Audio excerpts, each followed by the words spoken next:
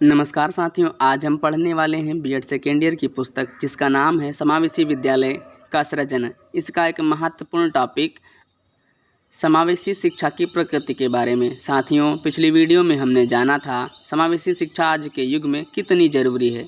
इस प्रश्न पर हमने विस्तार से चर्चा की थी।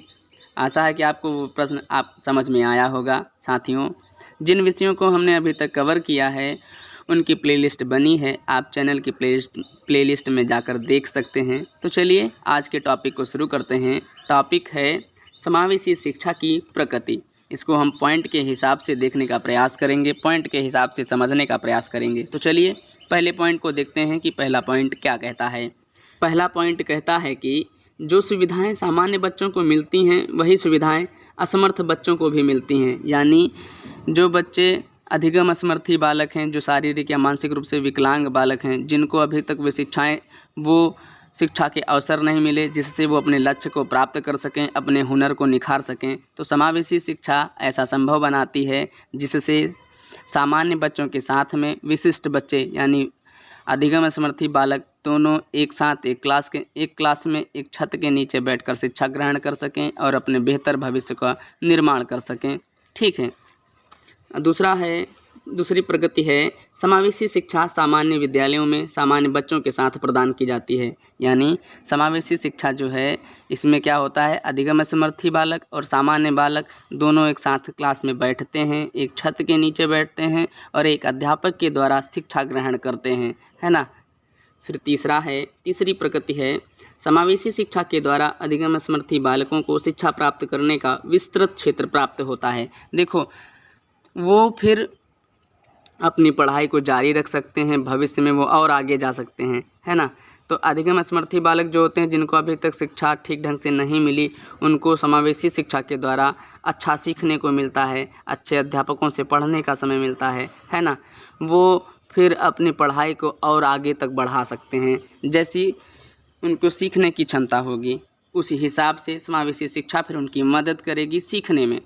ठीक। चौथी जो प्रकृति है वो इस प्रकार है, समावेशी शिक्षा में या समावेशी शिक्षा से बच्चों को विद्यालय का स्वस्थ वातावरण मिलता है। समावेशी शिक्षा जो होती है प्रत्येक बच्चे के लिए, सभी के लिए एक स्वस्थ वातावरण का निर्माण करती है जिसमें बच्चा उन्नत ज्ञान सीख सके, है ना, भविष्य को अपना उन्नतशील बना सके, जिससे वो समाज में अच्छे से अपना जीविकोपार्जन कर सके और देश के विकास में अपना योगदान दे सके। ठीक है। पांचवी प्रकृति है, इस शिक्षा में असमर्थ बच्चों की विशेष आवश्यकताओं पर ध्यान केंद्रित किया जाता है। यानी जो अधिगम असमर्थी बालक हैं उनकी पहले आवश्यकताओं को समझा जाता है कि उनको चीज़ें कैसे समझ में आती हैं, या देख कर समझ में आती हैं कि साथ में खेल कर समझ में आती हैं, या फिर वो बिल्कुल जीरो से समझने का प्रयास करते हैं। तो जो अध्यापक होता है, समावेशी शिक्षण संस्थान का जो टीचर होगा, वो क्या करेगा, उन्हीं के हिसाब से उन्हीं के जैसा समझाने का प्रयास करेगा जिससे उनको आसानी से वे चीज़ें समझ में आ जाएं, है ना। अगर वो पढ़ाई है या कोई कार्यक्रम है या कोई आर्ट है या स्पोर्ट है, कि कोई भी चीज़ हो सकती है, वो उनको बेहतर से बेहतर ज्ञान देने का प्रयास करेगा। ठीक है। अब हम बात करते हैं छठी प्रकृति की।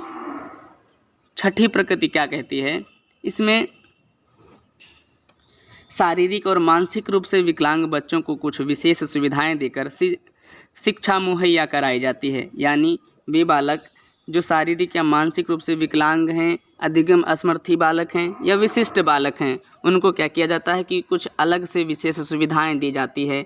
सुविधाएं देकर उनको शिक्षा मुहैया कराई जाती है। जैसे उनके पास अगर पढ़ने के संसाधन नहीं हैं तो समावेशी शिक्षा क्या करती है, उनको पढ़ने के उचित संसाधन उपलब्ध कराती है जिससे बच्चा अपनी शिक्षा को आगे ले जा सके, है ना, अच्छा ज्ञान अर्जित कर सके। ठीक है। तो आज के लिए इतना ही। धन्यवाद।